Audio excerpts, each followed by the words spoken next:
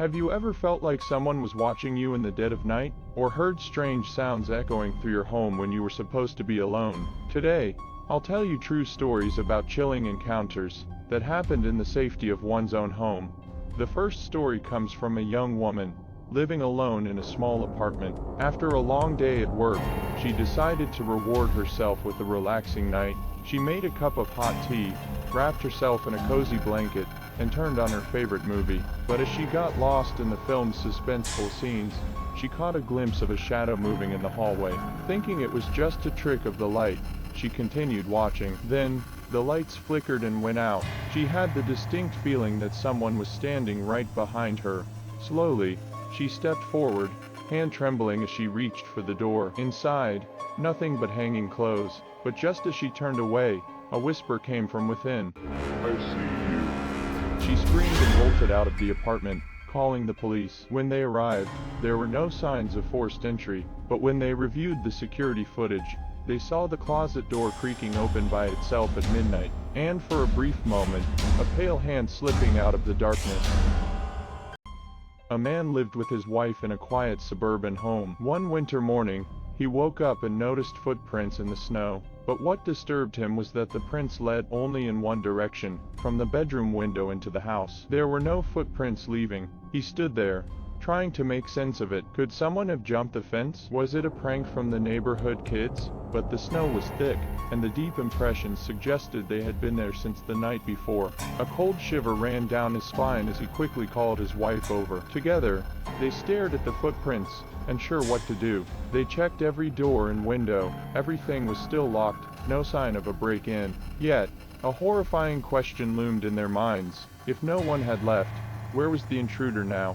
They searched the house, but everything appeared normal. Still, that night, the wife woke up at 3 a.m. A deep sense of unease filled her as she strained to listen. In the thick silence, she heard it, a soft, rhythmic sound. Breathing, slow and deliberate.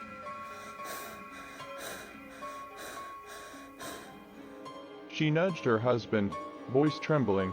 "Do you hear that? Someone is breathing in our room." He bolted upright, holding his breath. At first, there was nothing but the wind outside, but then, unmistakably, a low, raspy breath came from the corner of the room. It wasn't theirs. He reached for the lamp and flicked it on. Nothing. The room was empty, the door still shut. The curtains swayed gently, as if something had just disappeared into thin air. The next morning, he spread a fine layer of powder in front of the window. That night, they forced themselves to sleep, but by morning, the powder had been disturbed. This time, the footprints didn't just stop at the window. They led right up to the side of their bed. A college student rented a small apartment with his bedroom upstairs and a living room below. That night, after an exhausting day of studying, he collapsed onto his bed, exhaling deeply. But just as he closed his eyes, a faint noise drifted up from downstairs. At first, he dismissed it, probably the pipes or the wind outside. But then the sounds became clearer, slow, deliberate footsteps, the floor creaking under their weight. His pulse quickened. He lived alone. No one else should be downstairs. Holding his breath, he listened. Silence. Maybe he had imagined it. He rolled over, willing himself to sleep.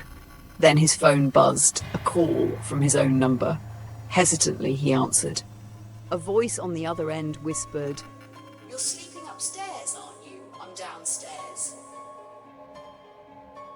His blood ran cold. His heart pounded so hard it hurt. Gripping a baseball bat from beside his bed, he inched toward the stairs, hands slick with sweat. Each step felt like an eternity. The air was thick, heavy, with an unseen presence. The living room was pitch black. Everything seemed untouched, unchanged.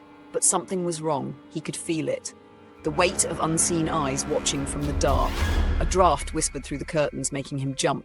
He forced a shaky laugh, convincing himself it was a prank. But as he turned back toward his room, he saw it. His phone screen still lit up, displaying a missed call from his own number. And then a knock echoed from downstairs, slow, patient, as if someone was still there, waiting for him to open the door.